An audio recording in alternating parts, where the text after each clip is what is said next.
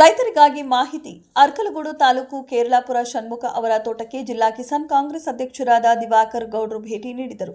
ಷಣ್ಮುಖ ಅವರು 1 ಎಕರೆಯಲ್ಲಿ ಬೆಳೆದಿರುವ ಕಲ್ಲಂಗಡಿ 1.5 ಲಕ್ಷ ರೂಪಾಯಿ ಖರ್ಚು ಮಾಡಿ 5 ಲಕ್ಷ ರೂಪಾಯಿಗಳಿಗೂ ಅಧಿಕ ಆದಾಯದ ನಿರೀಕ್ಷೆ.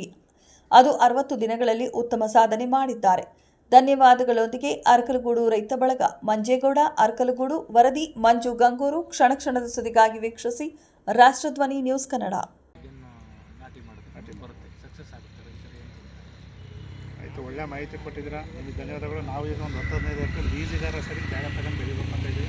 ನಿಮ್ಮ ಸಹಕಾರ ಐತೆ ನೋಡಪ್ಪ. ಈ ಸದ್ಯದಲ್ಲೇ ನಾವು ಓರಿರೋ ಜಾಗದಲ್ಲಿ, ಯಾಕಂದರೆ ಇದೆಲ್ಲ ನಾವು ರೈತರಿಗೆ ಎಲ್ಲ ಆಗುತ್ತೆ ಅಂತಲೇ ಗೊತ್ತಿಲ್ಲ. ನಿಮಗೆ ಎಕ್ಸ್ಪೆಕ್ಟೇಷನ್ ಇಲ್ಲ. ಏನೋ ಒಂದು ಕಾಯಿ ಬಿಡ್ಬೋದು, ಬಿಡ್ಲೆ ಇರಲಿ, ಬೇಸಿಗೆ ಅಲ್ವಾ, ಇನ್ನೇನು ಮಾಡೋದು, ಮಾಡೋಣ ಅನ್ನೋ ಒಂದು ಇದಕ್ಕೆ ಮಾಡ್ದು. ಇದಕ್ಕೆ ನಾವು ಇದೇ ಫಸ್ಟ್ ಕೈ ಹಾಕಿದ್ದು. ಇರಲಿ, ಏನಾಗ್ಬೋದು, ಆದಂಗೆ ಆಗಲಿ, ಎಲ್ಲಾದ್ರೂ ಹಿಂಗೆ ಆಗಿದ್ದಲ್ಲ ಅಂತ ಮಾಡ್ದು. ಇದೊಂದು ಪರವಾಗಿಲ್ಲ ಅಂತ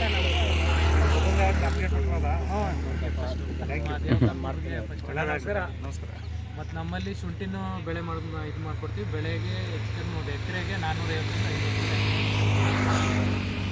ಈಗ ಕನ್ನಡದಲ್ಲಿ ಶುಂಠಿಗೆ ಗೈಡೆನ್ಸ್ ಮಾಡೋರು ಇವರು. ಅವರು 2 ಎಕರೆಗೆ 950 ಚೀಲಗಳು. ಅವ್ರಿಗೆ ಪೂರ್ತಿ 34 ಲಕ್ಷ 12 ಲಕ್ಷ ಶುಂಠಿ ಸ್ಪಾಟಿಗೆ ಒಂದ್ಸತಿ ನೋಡ್ಬಿಡ. ನಾವು ಪ್ರಯೋಗ ಮಾಡೋಣ ಒಂದು ಜಾಗದಲ್ಲಿ ಬೀಜಗಾರ ಮಾಡೋಣ.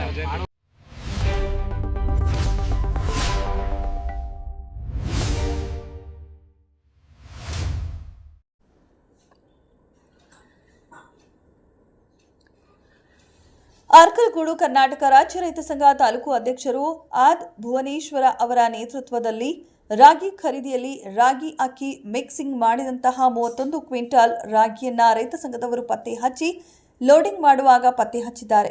ಈ ವೇಳೆ ಅವರ ಎಫ್ಐಡಿಯನ್ನ ಕ್ಯಾನ್ಸಲ್ ಮಾಡಿಸಿ ಪುನಃ ವಾಪಸ್ಸು ಕಳುಹಿಸಿರುತ್ತಾರೆ. ಮಂಜೇಗೌಡ, ಅರ್ಕಲಗೂಡು. ರಾಗಿ ತಂದ ರೈತ ಕೃಷ್ಣಗೌಡರು ಸ್ಥಳದಲ್ಲಿ ಇರುವುದು ಇಲ್ಲ. ಇದನ್ನ ಕಂಪ್ಯೂಟರ್ ಆಪರೇಟರ್ ಆದ್ ರವಿ ಅವರ ಲೇಬರ್ ಸಹಾಯದಿಂದ ರಾಗಿಯನ್ನ ಲೋಡಿಂಗ್ ಮಾಡಿರುತ್ತಾರೆ. ಇದಕ್ಕೆ ಸಂಬಂಧಪಟ್ಟ ಅಧಿಕಾರಿಗಳು ಕೂಡಲೇ ಇವರ ಮೇಲೆ ಕ್ರಮ ಕೈಗೊಳ್ಳಬೇಕು ಎಂದು ರೈತ ಸಂಘ ಆಗ್ರಹ ಮಾಡುತ್ತೆ. ವರದಿ ಮಂಜು ಗಂಗೂರು. ಕ್ಷಣದ ಸುದ್ದಿಗಾಗಿ ವೀಕ್ಷಿಸಿ ರಾಷ್ಟ್ರಧ್ವನಿ ನ್ಯೂಸ್ ಕನ್ನಡ. ಅಂತಾರೆ ಇವು ಎಷ್ಟು ಉತ್ತಮವಾಗಿವೆ, ಎಷ್ಟು ಚೆನ್ನಾಗಿವೆ ರಾಗಿ ಅಂದರೆ ಇವು ಯಾವ ಗುಡಿಸಿದ ರಾಗಿ ಅಲ್ಲ, ರೈತರ ರಾಗಿ, ನೇರವಾಗಿ ರೈತರ ರಾಗಿಗಳು ಇವು. ಅಷ್ಟು ಚೆನ್ನಾಗಿರೋ ರಾಗಿನ ಆಫೀಸ್ಗೆ ಹಾಕಿ 4 ದಿನಕ್ಕೆ 41 ಚೀಲನ ಹೊಡೆದಿದ್ದಾರೆ, ಕೊಳ್ಳೆ ಹೊಡೆದವರು. ಅಧಿಕಾರಿಗಳು 4 ದಿನಕ್ಕೆ 41 ಚೀಲ ಕೊಳ್ಳೆ ಹೊಡೆದವರು ಅಂತ ಹೇಳ್ತಾವ್ರೆ. ಇನ್ನೂ ಎಷ್ಟು ಹೊಡೆದವರು ಗೊತ್ತಿಲ್ಲ. ನಾವು ಇದು ಬಂದಿರೋ ಹೊತ್ತಿಗೆ ಇದನ್ನು ಹಿಡಿದಿದ್ದೀವಿ. ದಯಮಾಡಿ ಇದಕ್ಕೆ ಶಿಕ್ಷೆ ಆಗಬೇಕು. ಇಲ್ಲಿ ಯಾರ್ಯಾರು ಇದಕ್ಕೆ ಫಲಾನುಭವಿಗಳಿದ್ದಾರೆ ಅಧಿಕಾರಿ ವರ್ಗದಲ್ಲಿ ಅವ್ರಿಗೆಲ್ಲ ಕಠಿಣ ಶಿಕ್ಷೆ ಆಗಬೇಕು. ಇದು ಮುಂದಿನ ದಿನಗಳಲ್ಲಿ ರೈತರನ್ನ ಮುಟ್ಟಬಾರ್ದು, ನಿಜವಾದ ರೈತರಿಗೆ ತೊಂದರೆ ಆಗಬಾರ್ದು ಅನ್ನೋದೇ ನಮ್ಮ ಕಳಕಳಿ. ರೈತ ಕಳಕಳಿ ಇರೋದು ನಿಜವಾದ ರೈತರಿಗೆ ಮೋಸ ಆಗಬಾರ್ದು ಅನ್ನೋದು ಅಷ್ಟೇ ಬಿಟ್ಟರೆ ನಮ್ದೇನೂ ಇಲ್ಲ.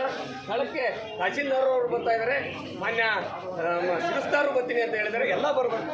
ಇದು ಸೂಕ್ತವಾದ ತನಿಖೆ ಆಗಬೇಕು.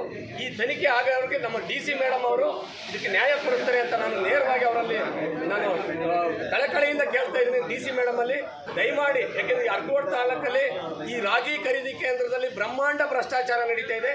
ರಾಮನಾಥಪುರ ಇರ್ಬೋದು, ಅರ್ಕಲಗೂಡು ಇರ್ಬೋದು, ಎಲ್ಲ ರಾಗಿಲಿ ಅಕ್ಕಿ ಮಿಕ್ಸ್ ಆಗಿರೋ ರಾಗಿಗಳು ಬರ್ತಾ ಇದೆ. ಅದರಲ್ಲೂ ಉತ್ತಮವಾದ ರಾಗಿಗಳು ಕೆಲವು ರೈತರು ತರ್ತಾ ಇದ್ದಾರೆ, ಇಲ್ಲ ಅಂತ ಇಲ್ಲ. ಅಕ್ಕಿನ ನೆನೆದಿನ ಪಾಪ ಅಧಿಕಾರಿಗಳು 31 ಕ್ವಿಂಟಾಲನ್ನು ಅಕ್ಕಿ ರಾಗಿ ಮಿಕ್ಸ್ ಇರೋ ರಾಗಿನ ವಜಾ ಮಾಡಿ ವಾಪಸ್ಸು ಕಳಿಸಿದ್ದಾರೆ ಅಧಿಕಾರಿಗಳು.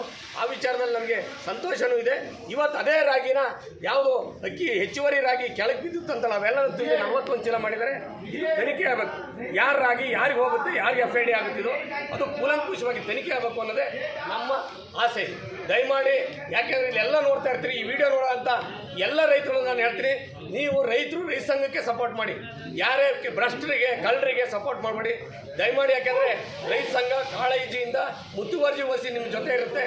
ಅದಕ್ಕೆ ನಾವು ಸದಾ ನಿಮಗೆ ಚಿರಋಣಿಯಾಗಿರ್ತೀವಿ. ನೀವು ನಮ್ಮ ಜೊತೆ ಇರಬೇಕು ಅನ್ನೋದೇ ನನ್ನ ಮನವಿ. ನಮಸ್ಕಾರ. ನಾವು ತೂಕ ಕೊಡ್ತೀವಿ ಅವರಿಗೆ.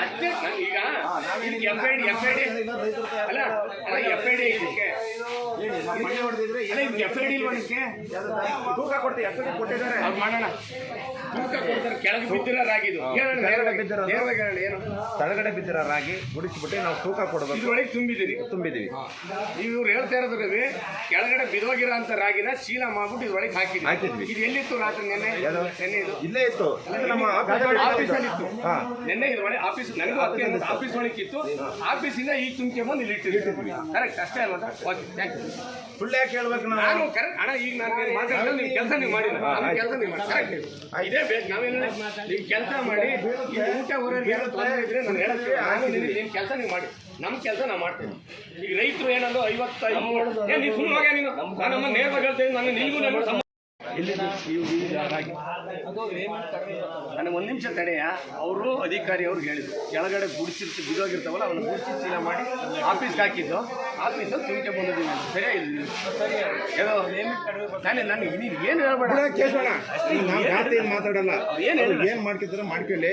ಇವ್ರು ಏನು ನಾವು ಇಲ್ಲಿ ಗುಡಿಸಿದ್ದು ಮಾಡಿದ್ದು ತೂಕ ಕೊಡ್ಬೇಕು, ನಾವು ಕೊಡ್ತೀನಿ. ಗುಡಿಸಿ ಬಿದ್ದಿರೋವನ್ನ ಕೊಡ್ತೀನಿ. ಯಾರನ್ನ ರೈತರು ಯಾರು ಅವ್ರೇನಿಲ್ಲ ಕೆಳಗೆ ಬಿದ್ದಿರೋವನ್ನ ಗುಡಿಸಿರೋ ಚಾಲನ ಚೀಲಕ್ಕೆ ಹಾಕಿದ್ರು. ಅದು ಆಫೀಸ್ಗೆ ಹಾಕಿದ್ರು. ಇಷ್ಟೇ ತಾನೆ? ಅಷ್ಟೇ ಬೇಕು. ಏನು ಹೇಳಿದ್ರಿ ಸತಿ ನೀನು? ನೀನು ಅದು ಬೇಡ ಕಣಯ್ಯ. ಇದು ರಾಗಿ ಎಲ್ಲಿಂದ ಬೋತು ಅಷ್ಟೇ ನನಗೆ ಪೇಮೆಂಟ್ ಆಮೇಲೆ ಅಧಿಕಾರಿ ಅವರು ಮಾಡಿ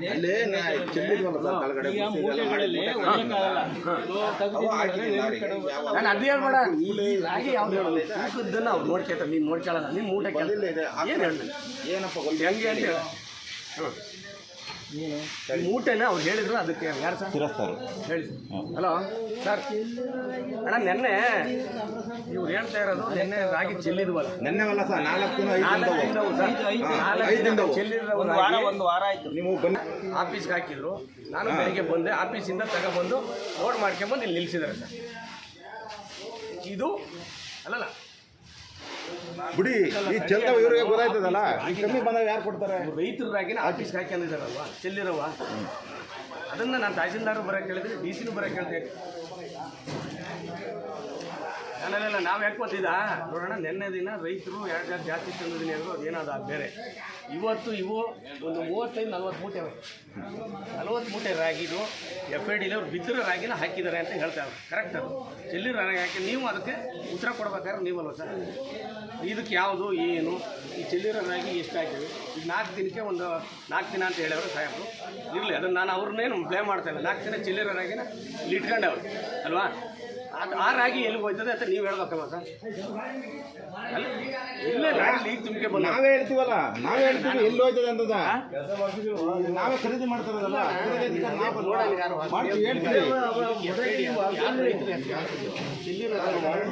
ಯಾರು ರೈತರ ಹೆಸರು ಹೋಯ್ತದೆ ಅಂತ ಬೇಕಲ್ವಾ?